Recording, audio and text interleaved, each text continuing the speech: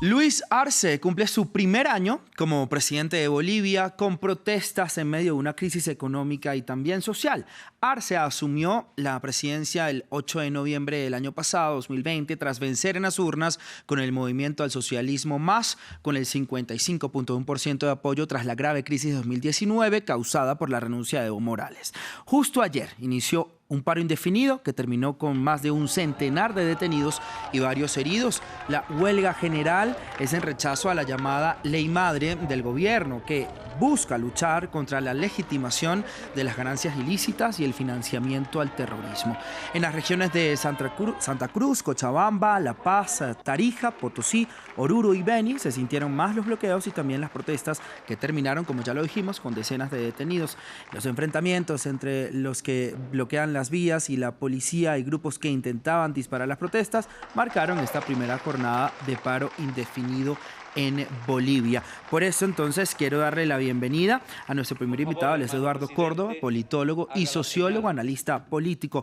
Eduardo, gracias por estar con nosotros en Directo América de France 24. Por supuesto, empezamos con el balance de este año de Luis Arce y le pregunto qué se puede destacar, tanto lo bueno como lo malo. Muchas gracias, Raúl, gracias por la invitación y saludos a todos los que están conectados a France 24. En primer lugar, debe señalarse que el gobierno de Arce entró con varias ofertas explícitas e implícitas. Una de las ofertas más explícitas era solucionar la crisis política, otra era enfrentar la crisis económica y otra era enfrentar la crisis generada por la pandemia, la crisis sanitaria. En sus ofertas menos explícitas estaba recuperar la confianza en las instituciones, cosa que es muy complicado siempre en Bolivia porque somos uno de los países más desconfiados, no solamente en las relaciones interpersonales, sino también frente a las instituciones. Y también cumplir otras ofertas menos explícitas relacionadas con las bases sociales del movimiento al socialismo, es decir, redistribución, también distribución de tierras, que es un problema muy fuerte. En el tratamiento de la pandemia hay una cosa muy diferente en relación con el gobierno anterior, porque han llegado las vacunas y ha habido un impulso, digamos, aunque el discurso de ayer del presidente no se puede entender muy bien en cuanto a las cifras, porque hay un problema de información, de subregistro y también de manejo institucional de los datos, ¿no? Sí se ha avanzado, Sí. y se ha enfrentado también con varios problemas como el negacionismo en algunos casos, ¿no? Ese es un elemento.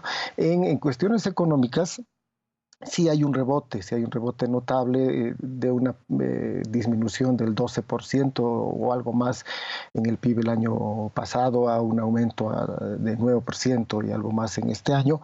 Es un efecto muy importante, aunque hay que ver todavía si eso es sostenible. Hay mejores precios de las materias primas que exporta Bolivia, pero la productividad y el aparato productivo mismo no sabemos si pueden soportar eso hacia más adelante. Y en cuanto a la crisis política, persiste la polarización. La crisis política no es solamente el conflicto entre el MAS y la oposición, sino también una crisis institucional muy fuerte, donde la confianza es importante. Ya lo señalé. Un elemento clave de esta crisis es la dificultad de la justicia de enfrentar los problemas que se están presentando. Sí. Y otro caso es que hay un desajuste en la misma cultura política frente a las necesidades, es decir, hay bastante improvisación y hay dificultades también en ese caso de enfrentar los problemas. Ahora sí, el balance del primer año es que se ha mejorado económicamente, sí. Eso es indudable, la pandemia está enfrentándose, pero la crisis política persiste y de verdad que en Bolivia no se puede decir a dónde pueden llegar los problemas. Y es que hay varios problemas en la mesa, pero primero vamos a empezar hablando de la oposición. ¿Qué va a pasar con el grupo opositor y también la situación específica de la que fue presidenta interina de Bolivia, Yanine Áñez, que recordemos se encuentra detenida, Eduardo? Ya, la oposición, hay diferentes grupos de oposición también. Eso es algo que hay que notar. No es una oposición dura y robusta y sólida y unánime frente al movimiento al socialismo. Lo que están intentando hacer algunos grupos es unificar la oposición y una manera de hacerlo es generar los movimientos como los que están sucediendo ahora. Hay una oposición más radical, digamos, y hay una oposición más moderada. En la oposición radical están grupos que generaron la violencia en el año 2019 y en la oposición más moderada grupos que salieron a las calles a protestar sin intención, digamos, Claro. del golpe de Estado ni de lo que se ha hablado después. Entonces, la oposición está en esa idea, ¿no? Esa idea diversa de oponerse al gobierno. Hay quienes están en partidos de oposición que están tratando de impulsar cambios en las políticas públicas y hay quienes están, de hecho, intentando oponerse y hasta en el extremo perjudicar las políticas. Sí. Ahora, lo que sucede con Yanine Áñez es que ha sido tomado ese gobierno por alguna parte de la oposición y también por el MAS como un pretexto. Es decir, ayer en el discurso del presidente Arce, todo era una comparación con lo que había sucedido el año anterior durante el gobierno de Yanine Áñez.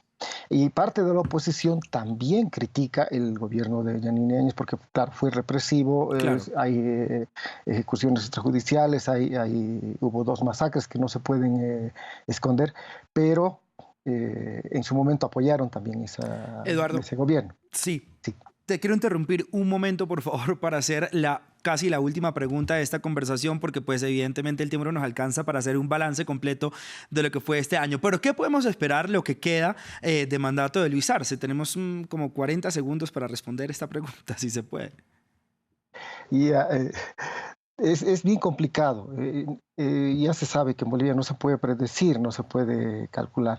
Lo que sí se puede saber es que va a haber necesidad de más acuerdos políticos y de fomentar algo que durante el gobierno de Evo Morales y en este primer año del gobierno de Arce no hubo, que es una idea de crear articulaciones, crear hegemonía desde el mismo MAS o también desde de la oposición, porque hasta ahorita las posiciones se han encontrado y no se está tratando de escuchar mucho a los otros. Entonces, si es que no cambia eso, es posible que tengamos conflictos periódicos como el que se está dando ahora, sí, a lo largo de los próximos años.